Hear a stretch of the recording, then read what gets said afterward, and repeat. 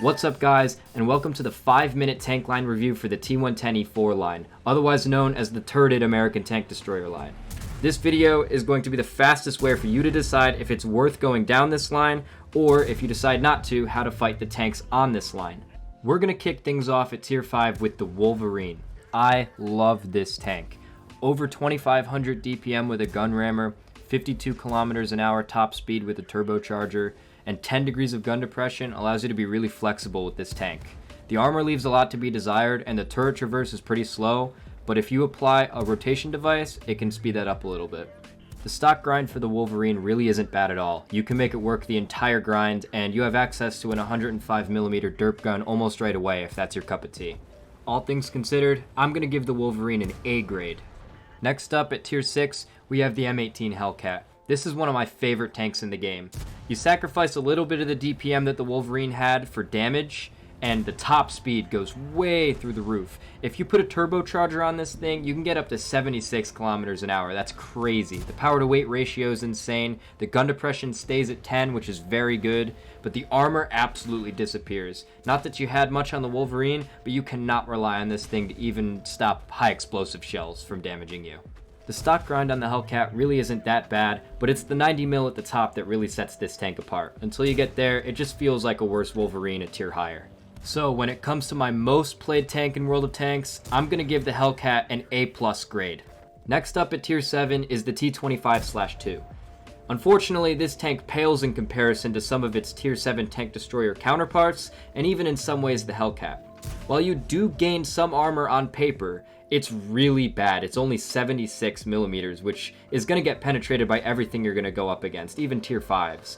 The speed drops way down from the Hellcat to 56, which is not bad, but it's not good considering the low amount of armor that this tank has. You gain some DPM and some dispersion, but the accuracy gets a little worse, and the gun really stays the same. You gain a tiny bit of penetration, 10mm. This tank really just isn't competitive at all. When it comes to the stock T25/2, the good news is that the stock tank is essentially the fully upgraded tank.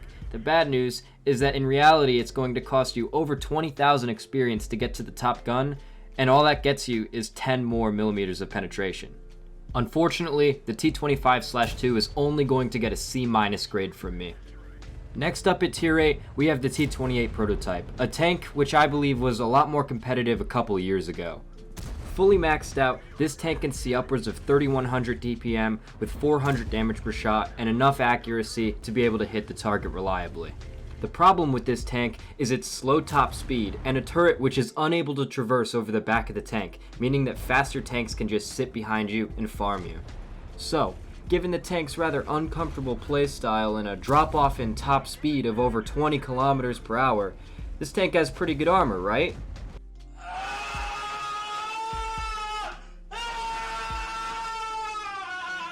Yeah, this tank can be a little bit of a struggle to play with even with the top gun, but it takes 70,000 experience to get there, and the stock gun is the same 90 that you've been dealing with since tier 6. Despite the uncomfortable nature of this tank sometimes, in the right spot it plays pretty well, so I'm going to give it a C+ grade. Next up at tier 9, we have the T30. This is easily the best tank since the Hellcat. It has great turret armor and the turret traverses fully. It's practically a heavy tank in this manner. While the hull armor is only passable, the great damage and the improved top speed really makes this thing feel like a much more complete tank than the T28 Prototype. The stock grind for the T30 really isn't bad because you get to carry over the 120 from the T28 Prototype, which is a pretty competitive gun. It's nothing like the 155, but it's not going to feel like a grind to get to the top gun.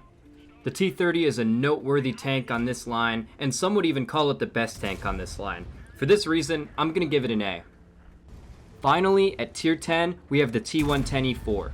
I think that this tank, tier for tier, is worse than the T30.